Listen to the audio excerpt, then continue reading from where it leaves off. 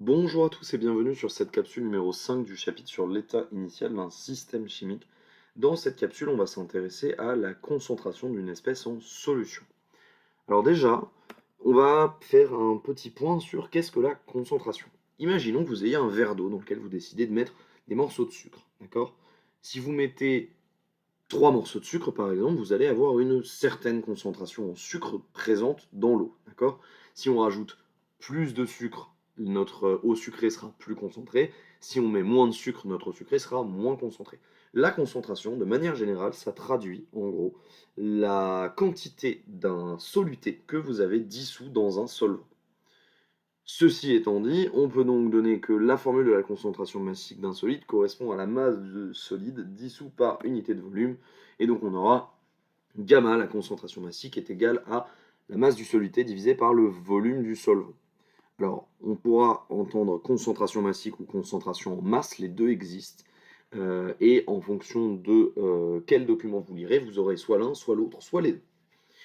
On vous informe que la concentration en masse ou concentration massique est en grammes par litre, que la masse du soluté est en grammes et que le volume du solvant est en litres.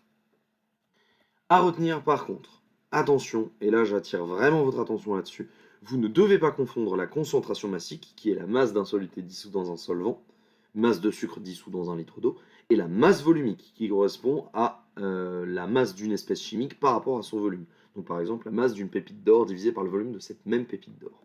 Si on reprend nos deux exemples, on a notre pépite d'or. La masse de la pépite d'or est de 19,3 grammes, son volume est de 1 millilitre, et donc on aura une masse volumique de l'or qui est de 19,3 grammes par millilitre. Cette masse volumique, elle est vraie, peu importe l'objet en or que vous avez. Ça sera toujours vrai, en tout cas si votre objet est bel et bien en or. Par contre, la concentration, elle va dépendre de votre solution, et donc vous pouvez avoir une solution très concentrée et une solution peu concentrée. Si on prend par exemple que la masse de sucre mis dans ce verre d'eau c'est de 5 grammes et que le volume d'eau il est de 50 millilitres dans ce verre, on a donc une concentration massique en sucre de 100 grammes par litre. Mais attention, vous pouvez avoir une solution avec une concentration de 50 grammes par litre. Or, la masse volumique de l'or sera toujours 19,3 grammes par millilitre, quoi que vous fassiez. Donc bien faire la différence entre l'un, où on parle de la masse de la pépite par rapport au volume de cette même pépite, et l'autre, qui est donc la concentration en masse, où on vous parle de la masse d'un soluté dissous dans le volume d'un solvant.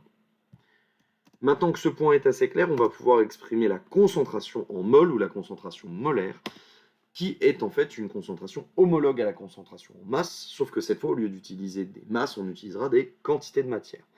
On vous dit donc que la concentration est égale à la quantité de matière de soluté divisée par le volume de solvant. Et donc, vous avez la quantité de matière en mol, le volume en litres, et la concentration en mol par litre. Il va donc être possible de relier ces deux grandeurs, que sont la concentration en masse et la concentration en quantité de matière, à l'aide de la formule N est égal à M divisé par grand M. Si on reprend notre formule de la concentration en masse, on est capable d'exprimer la masse du soluté en fonction de la quantité de matière du soluté multipliée par la masse molaire du soluté.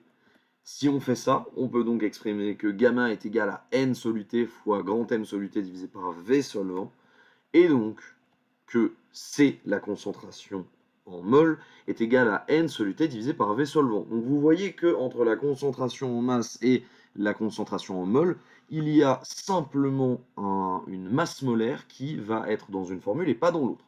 Ainsi, on peut donc exprimer que la concentration en masse est égale à la concentration en mol multipliée par la masse molaire du soluté.